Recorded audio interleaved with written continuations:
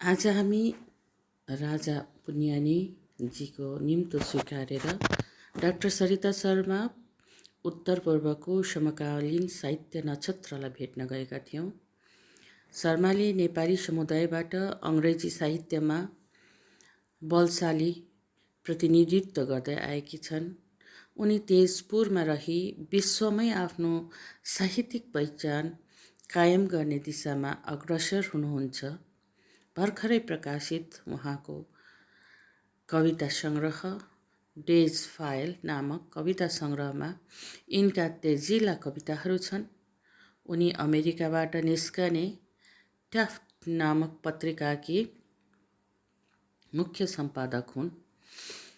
यिनी साहित्यकार बाहेक मोटिभेसनल स्पिकर र काउन्सिलर समेत हुन्। उनले केही पुस्तकहरूको सम्पादन र अनुवाद समेत गर्नुभएको छ र यहाँलाई हामीले भेट्न गयौँ क्याफे डे डेभिन्समा साँझ 5:30 र यो रमाइलो भेटघाट थियो। उनीसँग साहित्यिक साक्षात्कार गऱ्यौँ र हामीलाई यसरी निम्तो दिनु भएर यति राम्रो कार्यक्रममा सामेल गर्नुभएकोमा राजा पुन्यानीजीलाई म धेरै धेरै धन्यवाद दिन चाहन्छु र केही क्लिपहरू मैले भिडियो यहाँ गरेको छु त्यो हजुरहरू समक्ष पेश गर्न चाहन्छु।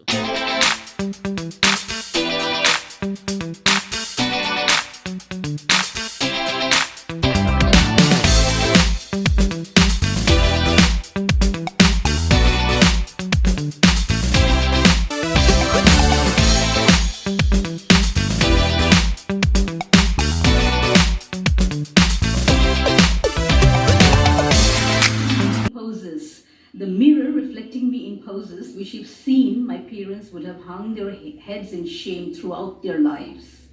My mother teaches me to roll out perfectly rounded puris regardless of the exam that I have to take the morning next, and yet I survive. I have survived the wagging tongues and the curious eyes. I have survived the lack of opportunities and the lack of opportunities. I have survived a million jostles and medals and put-downs, and yet I remain the small town girl who revels in the simple joys of life, who still laughs like crazy and smiles at passers-by, who tries to change the world around her one pygmy step a day. That girl, when a woman and a grand old dame who still remains the small town girl. The small town girl. And then I think, if I'm not mistaken, you have described the thing that you used to climb on a banyan tree, and then used to like scribble a few lines or so. And your first poem was about the felling of trees and all. So, Dee, could you just share your journey as a writer so far with us, your inspiration? Age, I think most of us do. We scribble some nonsense things, and then my sister there, she must be smiling, she must be having a laugh inside her, because she knows how funny things I used to scribble down in my diary, like I don't like cabbages, and my mother makes me eat cabbages. That's how I started writing, maybe. So when you talk of the journey of writing poetry, I wouldn't really know when it started. As I've said, we used to read a lot. We have been a very reading family. My father, my mother, they have always encouraged that in us. My father used to borrow books from the library, and then, we were 5 of us, and we used to have that listing, who reads which book and who reads after that. So we used to, my father used to bring the books for a limited time, and so we had to hurry in order to finish all the books. So it was like 5 of us, one. So that way, I think I read most of the classics by the time I was 12, 13. And so many poetry books. Then my father brought that Palgraf's Golden Treasury, and I and my sister, we used to sing and we used to recite poetry, and we used to, that is, I think, where it all started. But I really started writing mature stuff or things which I saw around me or which I felt maybe in some ways during my university days. And they were my teachers who used to encourage me. I was the editor of the first ever monthly journal that Deshpur University brought out, because I was a student there. So I was the editor there. And when I look back at those pieces, of course, that was again then when I was in my early, when I was in I think that is where my matured writing started taking place. So that's how the journey is. And I really don't know still, when you were talking about the introduction, I was wondering whether it is really me that she's talking about. I don't see myself as a very highly placed writer or something like that. I think I just write. It comes to me in a very natural way. I don't ever sit down with a pen and paper. Okay, fine. That has never happened to me. And if people give me a theme and ask me to write about it, then I think I'm totally at a loss of words. It doesn't work that way for me. Or if I see something in the society and I feel, okay, fine, I have to talk about this, I'll go back and write about it. It doesn't happen that way with me. Something somewhere has to catch my imagination, it has to resonate with my thoughts, and then maybe at the most awkward of moments when I'm trying to get some sleep, maybe, or when I'm traveling. Today I had so many beautiful thoughts in my mind, but I haven't been able to pen them down. I may. So that is how poetry happens to me. I have never been a conscious writer that way. So yes, that is it. And about days like, okay, you ask, I'll say later. Since we have talked about writing, so I just want to ask you that how difficult is it for a writer to voice his real self, his or her real self through their writing? So could you just answer that? The real self is there in almost all our writings, and it is still not there. We often have conversations. Raja and I, he keeps telling me, how can your real self not be there in the poems? I think my real self is there. In some ways it is there, but you cannot judge me through what I have written. You should not, actually. And I think that's one of the reasons why women writers are very afraid to talk about what they feel inside. Because, we have the tendency to judge people from what they write. We are not putting our lives out there to discuss, for discussion or analysis. What we write is what we have felt in some ways. When I'm talking about small town girls, I'm not talking about myself. My mother never asked me to roll puris. She never did. My mother was a very independent woman, and she always insisted that we study, we create a career of our own. My father, we were 4 girls and 1 son, but my father never ever discriminated between the daughters and son. He was that kind of an enlightened and independent person, educated man in the real sense of the word. So when I talk about small town girls, even though I was born in a small town and raised in a small town, that person is not me. Because it didn't happen to me. I did not live in a crammed room. We lived in a spacious house. Dr. Kilanath will know. So that is not me. But then it happens in most of the small towns. I never had to put a dupatta on my head. I don't remember wearing a churidar for that matter. I have always been a tomboy. And I would like to request the readers or the critics not to try to find the writer in the writings. I think we should see these as independent. And that's where I think a writer, maybe some people talk about personal stuff, some people don't. So I think it's just a mixture of so many things that goes into a poetry when it is being created. It is not just my life out there for a discussion or analysis, or it's not my life that I have put out in the book. It's what I have seen, what I have incorporated. I just read few of the poems, and this particular anthology of yours, it talks about human life at large, like about human emotions, like you've dealt with fear, with happiness, with death, with aging, a lot of things. So about human emotions at large. But what I noticed as a reader is like some of your poems are like there is this poem titled which is Bordesila, that poem is there. You have written about Tista too, and even Kohua, you have mentioned about. So that local flavor, that local element too is there in your poems. At one hand, it's about this universal emotions about human life, human condition, which everyone can relate to. But at the other hand, that local flavor, that local element too is there. So my question is that did you try to, or through your poems, you try to universalize the local through your poems? If the local has been globalized through my poems, then I will be more than happy. But again, I would like to say that I have never consciously tried to do that. When I was writing about Bodo Sila, I think there's this legend in Assam that Bodo Sila is she. During the month of March, we have these very heavy winds when it is supposed that Bodo Sila is coming back to her mother's home, and she is in a hurry. So, she's just flying into her mother's home. So that's where we have these dusty winds. And maybe I was going through that period when I felt like writing, and somewhere that nature element came in. So, honestly speaking, it has never been a conscious process, again, as I say. But even though it is unconscious, something must have touched my imagination, something must have resonated with my thoughts, and then it must have come out that way. So, yes. So, any of our like, I have few questions, but like, if the audience has any questions, they could ask. On behalf of the audience, I'm asking this, even though we have already discussed, maybe perhaps in some way. How do we find, a very lame question, how do you find eco-feminism in your poems? That's a very lame question. How to look at it?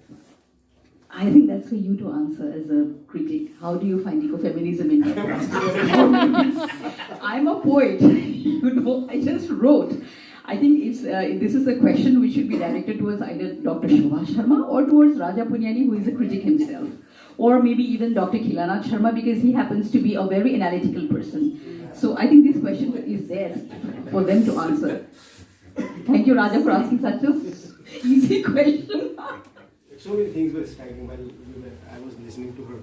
Like, I can't refer to, I have become very forgetful after this COVID attack. But then, I didn't refer, but then, there are some poems, where you have referred to very minute level of, human emotions. At the same time, the best level of, although you as a poet will not, may not accept this fact, but then as a reader, what I can see is there is a, very fine balance between feministic, current and humanistic, philanthropic current and so and so. So very ecofeminism is very contemporary thing. I could see those currents out there. Of course, I should not I accept this. You should show Crime. very But then I found this, maybe this means that I was not asking at all a question. So there are traces of I surrender. ecofeminism. There are traces of ecofeminism when you see her poems like Bodo Sila she's talking about, and even Kohua. Yeah. So we find traces of ecofeminism, of course, and then feminism, it's already there, very rampant in her poems. Well, I would like to ask Sarita one thing. How difficult it is as a woman poet, how guarded you are while expressing yourself as a women poet. There is gender discrimination, whether we accept it or not, especially in the literary arena. You are always judged. Why is she writing this? Maybe her husband beats her up. That's why she's talking about an abusive, marital relation and all that. So, how difficult was it for you? I think I never addressed this question when I started writing. I just wrote whatever came to my mind. And I have been judged, yes. People have directly related my poems to my personal life, to the extent that some of my husband's friends called him up and asked, "Tu usko bahut pareshan kar raha hai kya?" So, "Tu bahut pareshan kar raha hai kya?" But, let me tell you one thing here. I am a feminist. I am a thorough feminist, because feminist means to think for the female. It is nothing else for me. If I am thinking about the female gender, then I am a feminist. So I think about the female gender and I talk about the female gender. So I'm a feminist, yes. So who made me a feminist?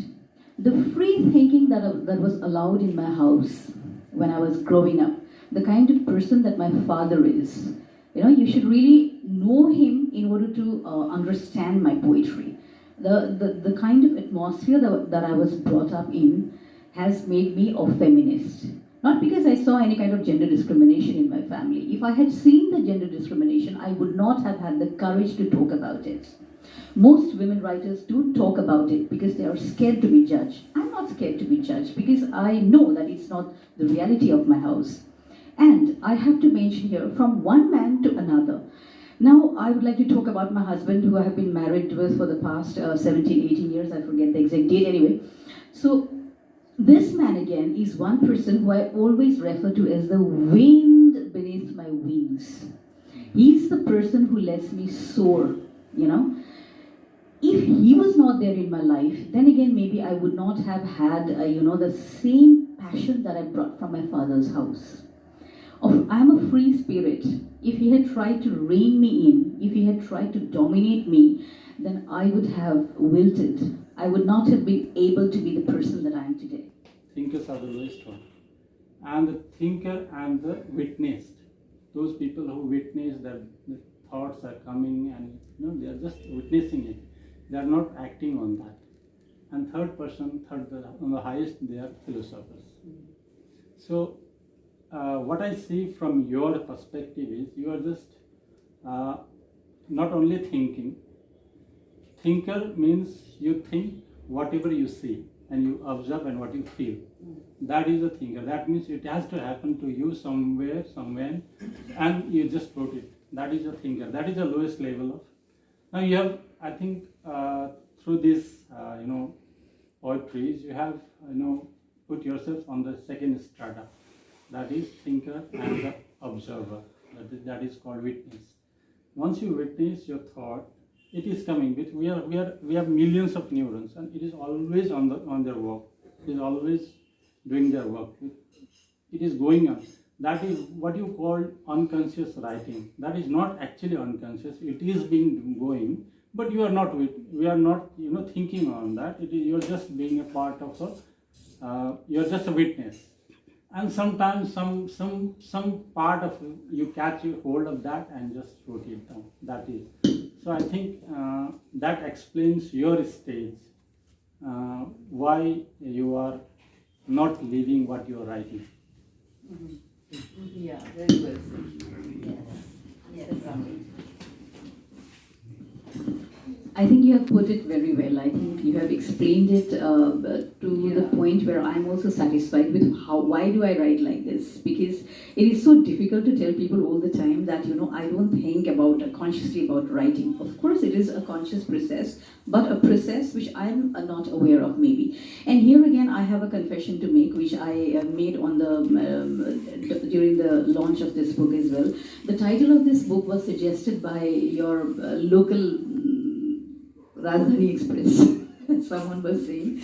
Raja Punyani suggested the title of this book. Of course, Days 5 is the title of one of my poems, and he suggested that this should be the title of the book. But maybe he had suggested it during one of the conversations, and I forgot about it.